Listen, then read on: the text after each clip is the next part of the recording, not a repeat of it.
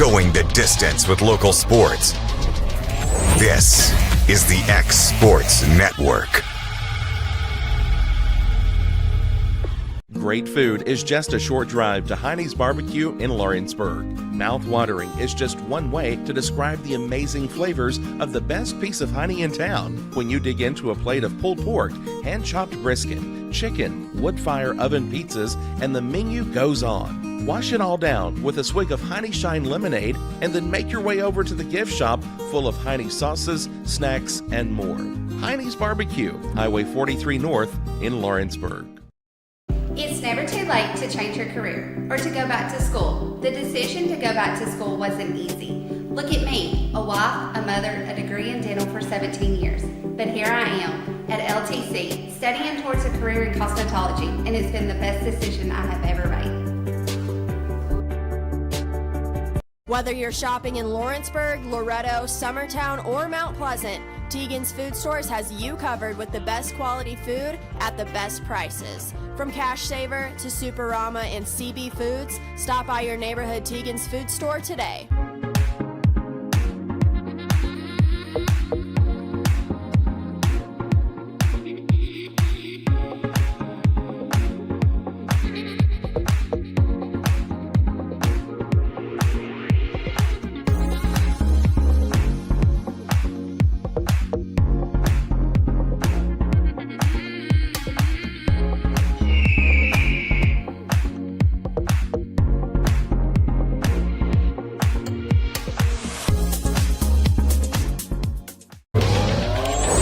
Going the distance with local sports. This is the X Sports Network. And welcome here to the Back Nine, brought to you by Wohali Sports. Back here after a couple-week absence. We were at the Tennessee State High School Volleyball Tournament last week. Unable to bring you the show, but we're back here in style. We got a guest right off the get-go here. Got Josh Bowling, the head coach over at Marshall High School. Josh, thank you for joining Jason and Daniel and myself here this morning. Thank you guys for having me. I appreciate it. All right, glad to be here. All right, Josh, just tell us, first of all, what's been going on with the program over there at Marshall? Well, I'm entering my 5th season as the head coach of the boys team, and we've really made a lot of strides in the right direction as far as I think my first year was a COVID year. I started the season with 4 guys, had 2 come on kind of right after the season had started, so I had 6 guys, and then COVID hit, but then the next year I ended up with 7. The year after that I had 10. Now I've got 13 on the team now, so it's really starting to grow and kind of track in the right direction right now. What's really kind of been the cause for more people joining the team? I hope it's me, but I think golf is really growing right now in this area, and we're just the guys are really they really enjoy it. So it's really good to see the players kind of have a love for it. Like when I was in school and played high school golf, the love that I had for it, I see it in them now. So it's really good to see. Yeah, you're talking with the guys off air. You're really excited about some of the guys you got on this team. Tell us about those. Yeah, so Foster Waldrop and Bo Hargett are going to be my 1 and 2 guy this year. They have really worked in the off season. I mean, golf is their life right now, and that's how it has to be. And so they're really working hard. I know they work with these guys a lot. So that's really good to see. Ben Brederick, who's one of the seniors this year, he's probably going to be my number 3 or 4 guy. Brady Isbell is a freshman that has been playing ever since he was in 7th grade, and he really has a love for the game, so he's going to kind of be in that 3-4 spot as well. And right now I'm looking for a 5th guy. I had a senior just graduate, Jacob James. He's playing at Talladega College right now for Coach Tim King. And he actually received the first Chris Burns Foundation scholarship, so that was pretty cool to have him do that. And so I've got to fill that spot, and there's several guys on the team, Sawyer Mosley, Lawson Frederick, Jackson Moore, who's a senior. I think those guys can kind of fight it out and take that 5th spot. Gus? Now, for the viewers that don't know the history at Mars Hill, I mean, you stepped into a pretty tough role to fill. Even when I was in school, I mean, I'm 40 now, so we'll go 25 years ago. Long time ago, I mean, Mars Hill's always been a contender at state. Right. I mean, they were winning state titles when I was there, had a good player, and it just seems like it just keeps being a high-level players. I had no idea that the school got down to 4 and 5 kids, so awesome that you've built the team back up, and I'm sure you won't have a problem picking up that 5th player and keeping it going. Right. I hope so. Yeah, absolutely. That's awesome. What schedule are y'all playing? What's your schedule look like for next year? Right now, it's always hard. There's a lot of basketball coaches that are golf coaches as well. So trying to communicate with them on scheduling matches and getting dates secured is just really, really hard. What I'm going to try to do this year is I'm going to try to have my top 5, and we'll call them the varsity squad, and then I'm going to try to do the rest of the guys as a junior varsity squad, and I'm going to split them up. And there's going to be a couple of guys that will kind of go back and forth, but I want to split them up and kind of do a junior varsity schedule with a lot of the local schools, and then play a lot more tournaments with my varsity squad. We're going to play in a couple of tournaments around here, the Brooks Invitational. We'll probably play in Florence's tournament, but we're also going to try to travel to Birmingham and play in a tournament down there, and then there's one over at the Ledges in Huntsville. I'm hoping I can get in that. Give them a little bit of options, some different courses to look at, and hopefully that'll help set us up for sectionals and sub-state, and then hopefully we can make it to state, which is at the RTJ Shoals this year. That's awesome. That sounds like a pretty high-level schedule. Back when we were playing, we would do 9-hole matches, and not to knock them, but it was at like Sky Park, Deer Run, and we did a lot of 9-holers, no real invitationals. Yeah. That's great, man. Yeah. That should help bring kids too, right? Right.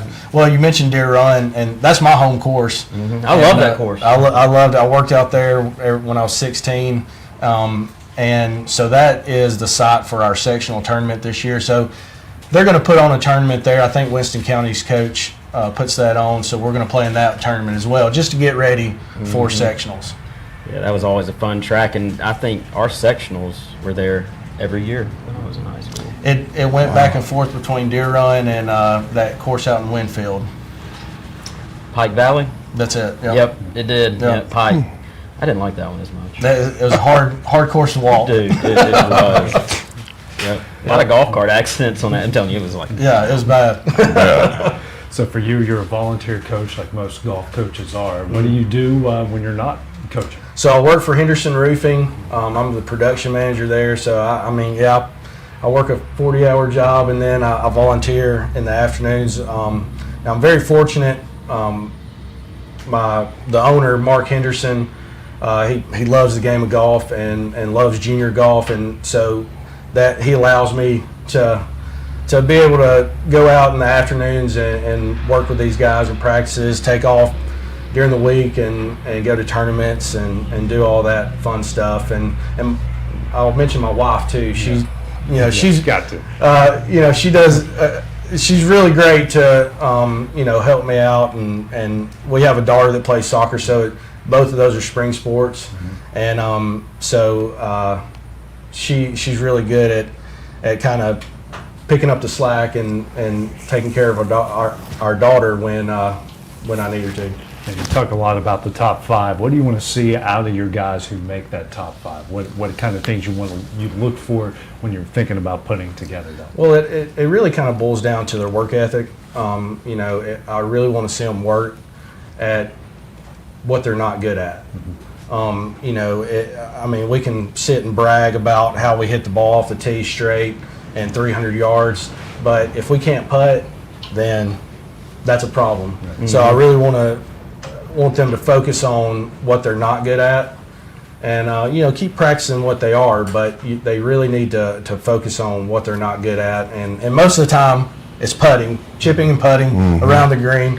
Everybody wants to hit the long ball, but I was just fixing to say that. chipping and putting around the green That gets is left out.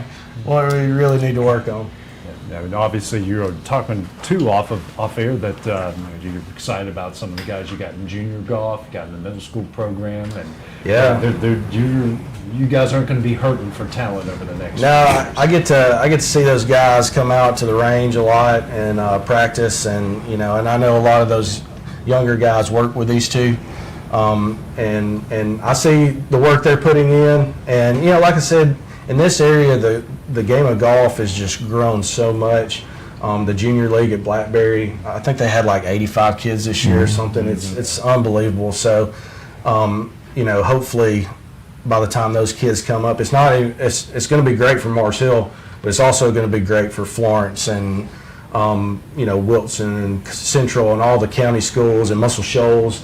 It really strengthens the game around this area. How awesome is it to have a place like this and have these two guys around that your kids can take advantage of? I mean, this is unbelievable. But because of it, in the spring, when we start our season, it's like the middle of February. Right. So it's super cold. The courses are not in great shape. And so it's great to be able to come here, get a lot of rain. So when it's raining or it's cold, we can come here and work on our game, and we have the TrackMan system, and and then these guys too. They're all the time walking around and talking to the kids, and they want them to come and take a full lesson, but they're also willing to step out there and just kind of give a few tips here and there to the kids, and the kids really appreciate that and they enjoy that. Gus? What about seasons? I know that there was talk. A lot of people are pushing fall golf. Mm-hmm. As a coach, dealing with other coaches and sports. I mean, your wife isn't. I'm just saying, how does that conflict? Because these kids are going to do multi-sport most of the time, Right. And that makes it hard for you as a coach Mm-hmm. to fill the roster. And plus, you see talent. Do you think a fall season would benefit or not benefit? I absolutely think it would benefit. Of course, I would lose a couple of guys to football because that's their main sport. But I think, the conditions are so much better. You get these kids that during the summer when they're out of school, they're on the golf course, they're playing all the time, and then we run right into football season and they're done until the spring. Right. If we could get it in the fall, I think it would be just tremendous. And then, you guys know as well as I do, baseball players have some pretty good hand-eye coordination, and you really need that. So some of the baseball players that do not play football would have the opportunity to play golf as well. I ran into that a lot growing up. We had a lot of kids that weren't even eligible for the state championship because they would miss half the season. Right. And they're good players, and then they were like, I remember Central getting DQ'd from sectionals. I don't know if you remember that time, but I do. The coach called out a player, and it was just sad because I think he only played 5 events, and you had to have 9. Yeah, and he was a good player. He was an excellent player. Yeah, really good player. And that just shows. That's crazy.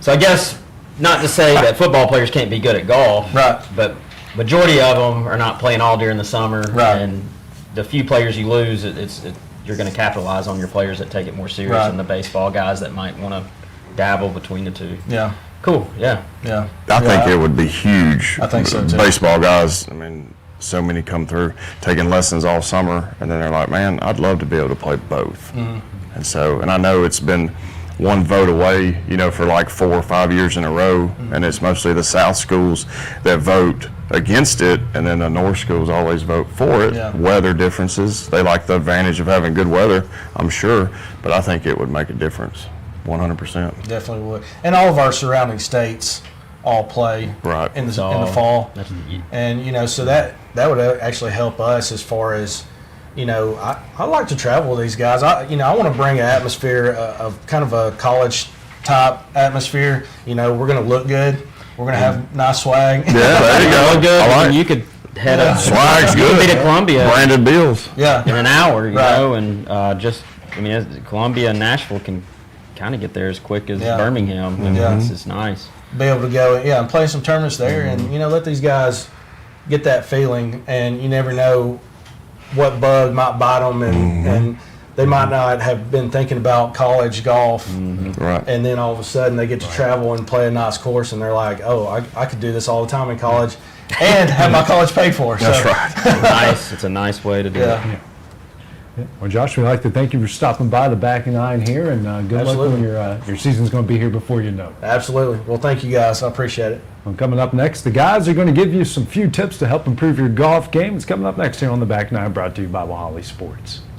Tired of driving into the city every time you need appliances, furniture, or heck, just about anything? Next time, stay local and come to Swap and Shop Center. We have everything you want, from computers to furniture, major appliances, lawn and garden tools, electronics, you name it. Our #1 goal is to get you the items you need at a price you can afford. We even offer 120 days same as cash financing. We won't be undersold. We specialize in service after the sale. We pick up where everyone else leaves off. Swap and Shop Center, family owned and operated in Lawrenceburg for over 61 years.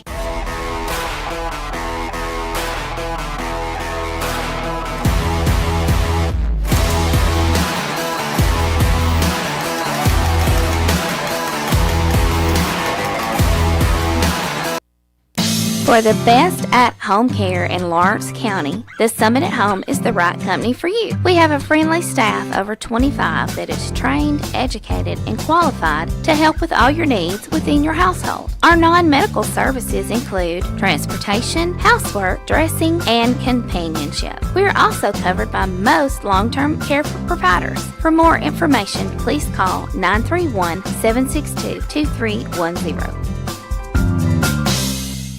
Story and Lee, the Tennessee Valley's most dynamic furniture store, featuring our Made in America galleries with solid wood dining and bedrooms, leather furniture, mattresses, and so much more. You want it? We've got it. With our 3 acres of showroom and our huge warehouse, we're sure to have exactly what you want. And it's all ready to be delivered to your home absolutely free. Just try that anywhere else. We are Story and Lee. Tennessee Orthopedics welcomes orthopedic surgeon Dr. Paul Thomas. Count on Dr. Paul Thomas, podiatrist Dr. James Barksdale, and nurse practitioner Doug Ead at Southern Tennessee Orthopedics to keep your life in motion. Injuries and foot pain can rob you of the activities you enjoy most. So our team is here, close to home, to address the pain and to get you moving again. Southern Tennessee Orthopedics, from the routine to the unforeseen, you can count on us. To learn more, visit southerntennesseemedicalgroup.com, or to schedule an appointment, call 931-762-4400. Southern Craft Manufacturing is dedicated to creating the finest quality and greatest value products in the death care industry.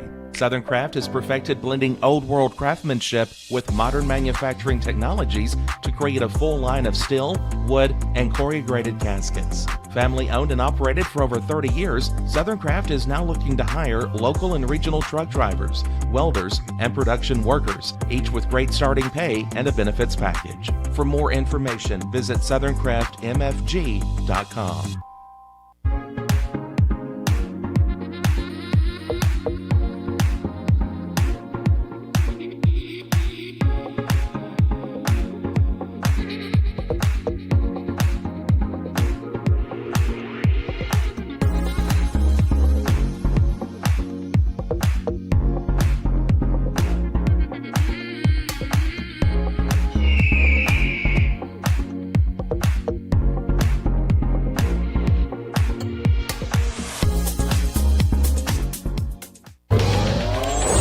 Going the distance with local sports. This is the X Sports Network. Welcome back to the Back Nine, brought to you by Wohali Sports. Here with Daniel and Jason. And guys, we had Josh on, the head coach over at Mars Hill. Something that I've been thinking about, and I know it's been on your minds as well, when to get your kid involved in golf, and what are some of the things you want to do once you get them involved to kind of teach them the right ways of the game. I think that there is. We were talking a little off air. I think there is a misconception with when they should start. So I'll tell you just the background with my children. All 2 of them, I've got a 15 and a 13-year-old, and they both play high school golf. And I started them when they were 2.5, 3. Had a little plastic club or a cut down club, and then you had a snag golf club, and started them out there practicing, and the attention span is maybe not as good, but we would still hit the ball around the yard, or play a game, put a bucket out there and try to hit it in the bucket, or just anything like that. And so I think you could start them as soon as they're walking, get them a plastic club and let them start swinging it around. And then I've got some students that maybe 5. I've seen some young ones in your bay as well. And within our junior camps, they're 7 years old, when they're 6 years old. And so I think at any age like that, it can be done, and just make sure that you set them up for success, and let them try to enjoy the game, and let them find a love for it. So let them come out here at the range and just hit and hit and hit, and mess with their grip and stance, and just get them excited about loving to play. So. Yeah, the thing is, and it kind of sounds silly, but it's true, is golf, just looking from the outside in, is just not fun. It's just you stand in one place, there's not a lot of movement. You were talking about your kid wanting to be active, throwing balls, not staying in one spot, not listening, and that's, standing in one spot and staying still and doing what you're told is not fun. So what we try to do here with our kids is we teach the fundamentals, and we try to make the fundamentals fun, okay? And it sounds silly, but the thing is, the more that you can make it fun and teach them movements, they don't even realize that they're learning the game of golf at that age, and that's a trick. There's a lot of secrets out there. I mean, you can get online to kind of say, hey, how do you teach a 5-year-old golf? And you can find all kinds of creative ideas that you can do around the house to put something in their hand. It doesn't have to be a golf club. You can get something that just makes loud noises that's light, and make them, how loud can you make that happen? And then maybe say, hey, make sure you brush the ground though when you do that. At young ages, you don't have the physical strength, the bodies are not developed to really stabilize a club, and I'll tell you, the industry of golf has done a really poor job of designing equipment that's light enough for kids to handle.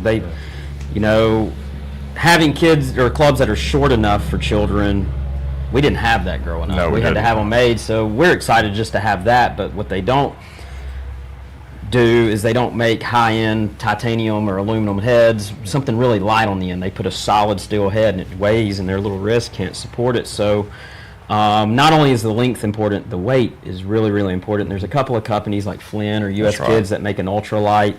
If you buy, and I mean, I'm not knocking companies, but if you buy the Max Flies, Rams, Top Flight, those are usually pretty heavy. They might have some ultralight versions, but go out there and just be smart when you're shopping. Put it in their hand. If it feels heavy to you, it's going to be sure heavy for that kid. For sure. And they typically are.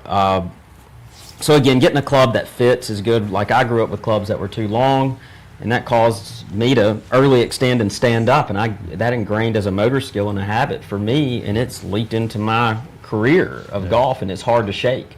It's something that I continually to do, but we didn't have the luxury of having the clubs. But back to the physical development is, you got to remember, kids are not developed. They don't have the strength, but what they do have is that you can teach them speed. Speed is critical at a young age. Involve them in other sports that require speed, and this is going to be good for all young athletes. Get them into soccer. That teaches foot coordination is really hard, and it's imperative. Learn it at a young age. And footwork, as you know, we've talked about footwork in golf. Forces precede motion, and the better you use your feet with the ground, the better and more powerful and consistent you can be in your golf swing. So get the kids doing something they're moving fast and using their feet and their hands, like baseball, tennis, something like that. And then when you're trying to teach them golf, try to keep them balanced, teach them a nice little grip. So basically, footwork, plan them, how to use them, the grip, and then swing as hard as you can. And I'm telling you, start them when they're 3 years old, and that'll last until they're 7 or 8. Hard as you can, stay stabilized, and learn how to hit the ball, and let them have fun. Don't get caught up in swing techniques, bad posture, and all that. I mean, we go over that and hope it sticks, but that's not what it's about at that age. So what kind of good habits, I mean, you guys have mentioned you see parents that have their kids out here in the Bay, and teaching them certain things, and, you're looking at them like, no, that's not the way to go. They're too young for that. What kind of good habits they can teach them, and what are some of the bad things that you guys see? I mean, to be honest, you'll see some parents, this is some of the bad things, and we'll go into some of the good things, but they even, let's say, have a 5-year-old out there, and they'll get their camera out, and they're taking videos of their swing, and they're showing them where their position is at the top and things like that. And so, and it turns into a less athletic move and more Robotic. That's right, more robotic. And so if we don't teach them, and in our camps, I think we do a good job of trying to get them teaching speed, because if they don't gain it at that age, they're not going to have it. You can't get it when you can gain some strength and gain some speed later in life, but a lot of the speed is taught when you're small, when you're little, and when you first start golf. And so I think it is just very imperative, like Daniel said, to make it fun. There's a fish game on our machines out here that you can play, and you just hit balls and it's there, and they're hitting, and by the time they turn around, they've hit 50 shots, and they've had fun doing it. And so I think you have to make it fun for them, and you have to stay away from so much mechanical thoughts, and let them just grip it, set up, and try to kill it. And so, and like Daniel said, when we were growing up, some of the instruction that I had at junior camps was more mechanical, and it I didn't gain any speed till I was probably 20. I hit it fine, but I didn't hit it far. And so, and then I had to work out and do a bunch of speed training and things like that. And I think if I was younger, if I would have been taught just to smash the golf ball, and then we can work on mechanics later, I think it just makes a big difference. It does, and I think utilizing instructors, and we're not just saying just us, there's plenty of instructors out there, but like any trade, there's instructors that understand certain aspects of the game, but they don't understand it all.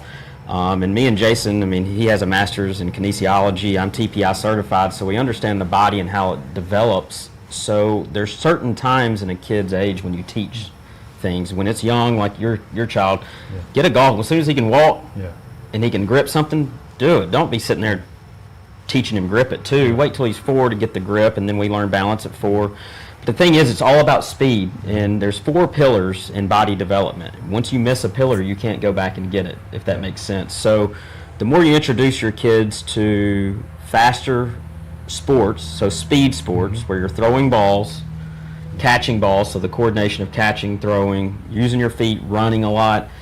If a kid doesn't participate in sports until he's 10, it's too late, and he'll actually, the chance of him being good or great really slim down. Right.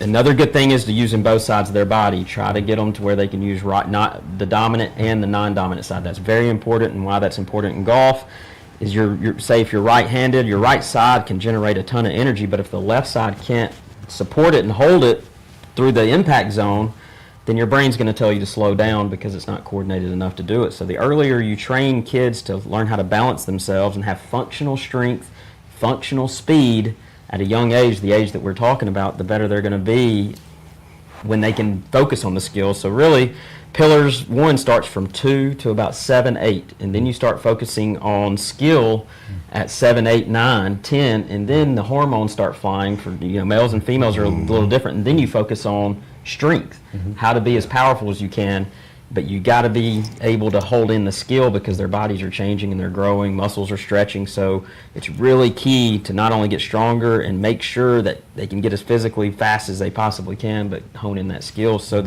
there's stages to this, and always consult with a professional like us. Get a game plan. It's not something that you have to come every week, but it's good for you. We can give you simple things to work on for months at a time, and then you can come back and we check it out. Yeah, and I'm going to add just a little. I think that specialization right now at the ages that we're talking about, where the kids are playing travel ball year round and they're not doing anything else at all, I think is actually hurt. It hurts the kid. And so that's where you're seeing a lot of injuries. And so I think you alluded to having the kids play different sports to learn the different footwork and catching ball and different things like that. I think it's very good to do that. And then as you get older into high school and you start playing golf competitively at that level, is when you can kind of move towards some specialization. But it's just happening really, really early right now in, across other sports as well. And so I think if you were to just take a kid and golf only from when they're, and not teach them the things you're talking about, catching balls and speed and things like that, you're going to have, there's going to be some issues with them developing correctly. That's right. They're going to be behind unless you have camps to go to that do that. And there are camps out there that, hey, it's just a golf camp, but you want to search for those camps. And we're about developing young athletes, so we try to incorporate a lot of these fast movements, throwing balls, catching balls, and things like that, because when a kid leaves here, one, it's more fun for the kid doing that. Right. They don't realize they're learning movements that support the golf swing, and it's actually, once we do start working on that skill, they're going to be ahead of the game because they were making these movements. But the more that they can do it on their own and be competitive and learning, it's awesome. And then, like you said, the specialization, typically that's when that kid is around 12 or 13. Right. That's when the decisions come. And that's something to have, because they might be really talented at 2 or 3 different sports, but that's when you want to really sit them down and say, hey, let's choose a sport, let's be great at it. Right, for sure. Looks like CJ's getting some pair of plastic golf clubs, and I apologize for all the neighbors for the noise and what could be flying towards your window. It's going to be fun, though. We're coming up next here on the Back Nine. We're going to dive into the mailbag. I got a couple questions here for our pros coming up next. At Southern Tennessee Realty in Lawrenceburg, owner and broker Fred Webb is always working with his realtors to ensure they're ready for game day to score you the biggest win for your home or property. From being the best trained to knowing the land or home they're selling, the crew at your local United Country office is ready to give you their all. Whether you're looking to buy or sell, turn to Southern Tennessee Realty today and let them put their years of combined experience to work for you. Because everyone around here knows if Southern Tennessee Realty can find Bigfoot, they can find you a buyer. Rent Right Equipment has all the tools you need to get the job done. From bobcats to trenchers to augers to lifts, we have a large variety of equipment for every project, big or small. Need a new mower? We have you covered there too.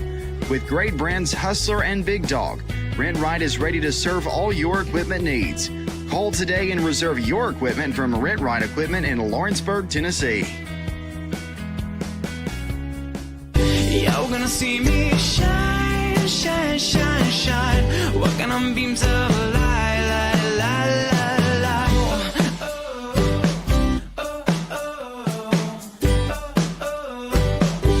There are now more ways to save at Quick Mart. Become a Quick Club member and easily earn rewards on qualifying purchases at Quick Mart convenience stores using the Quick Club app, available in the Apple App Store and Google Play.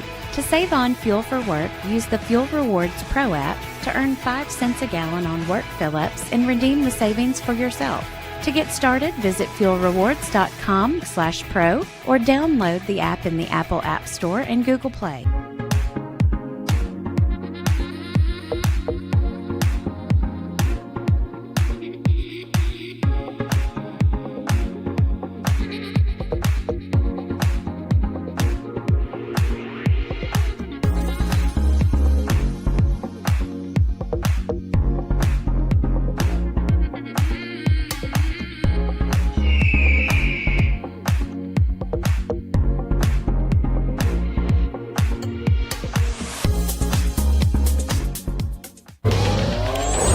Going the distance with local sports.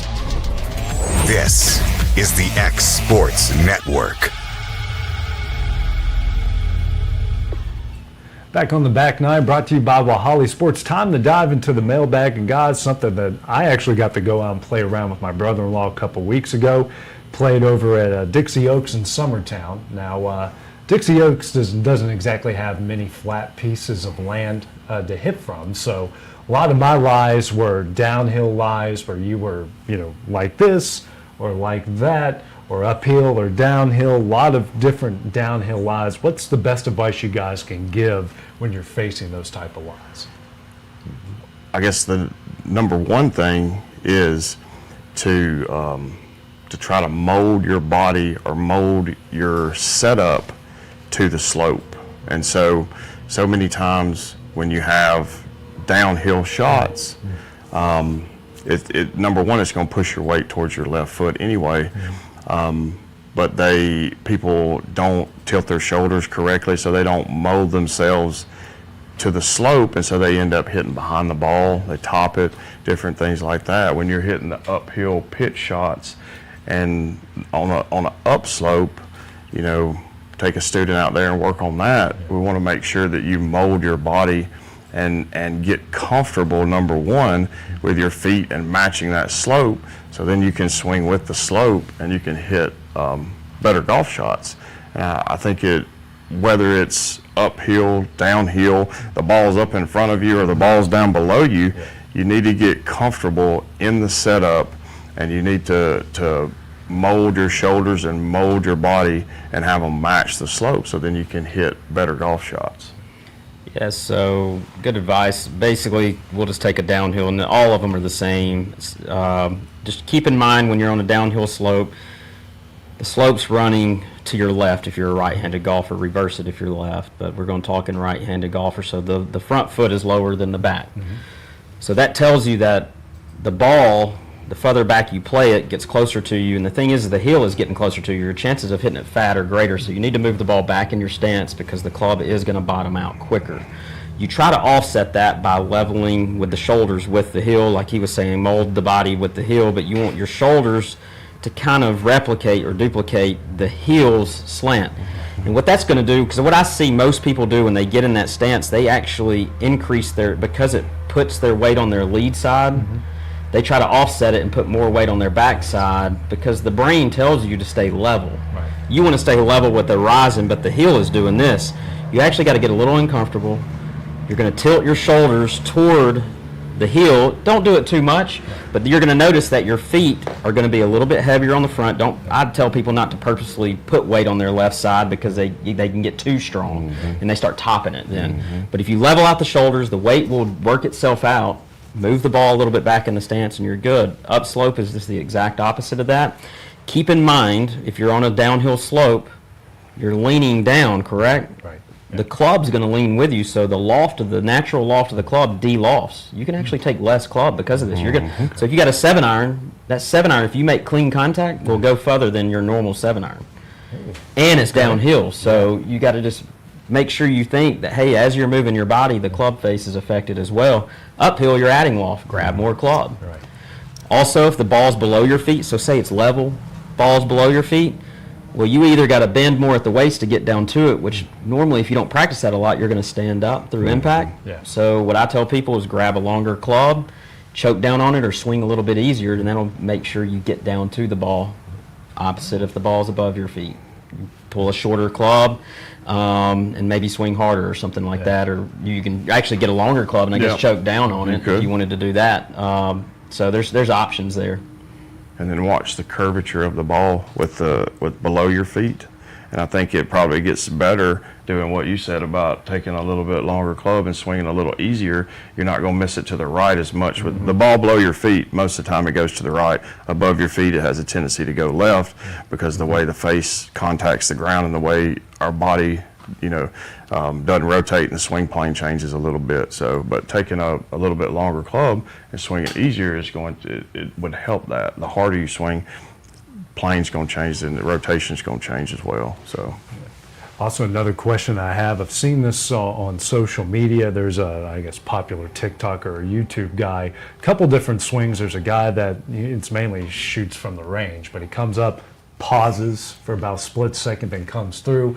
I mean, makes good solid contact. I mean, it might be just edited. It's good solid contact.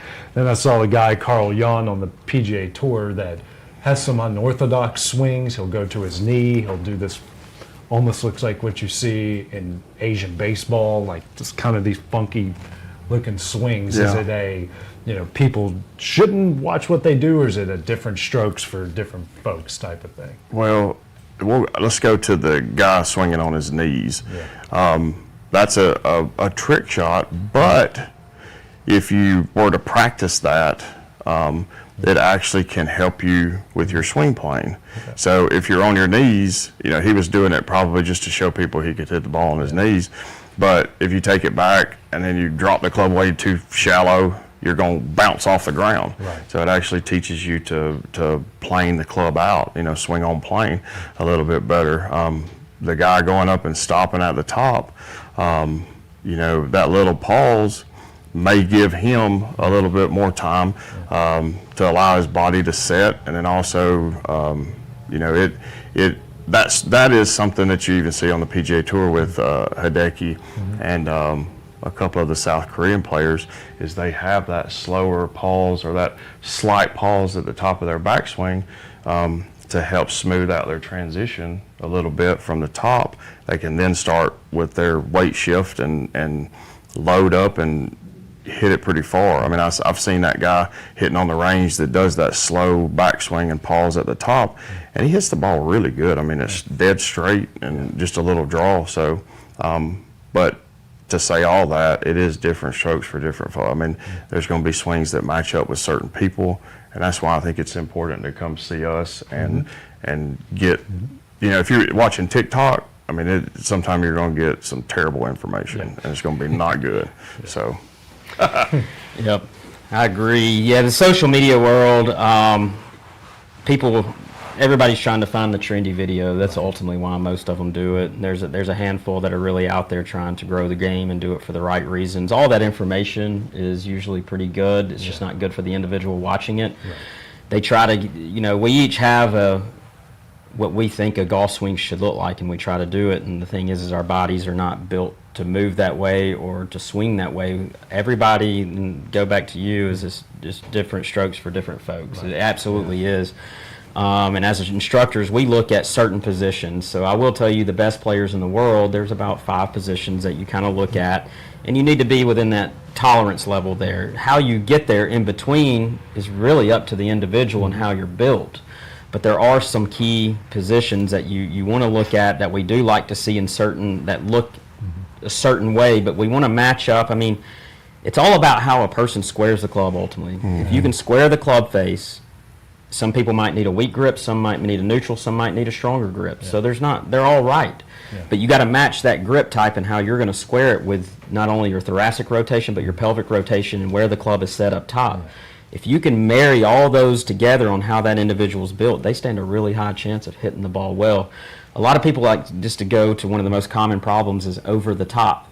When people are over the top, it could be a mobility issue, it could be a technique issue where they just don't understand how to shallow the club, but usually they come over the top because they have the wrong grip matchup with their rotation style, so therefore they have to compensate and swing over the top to square it.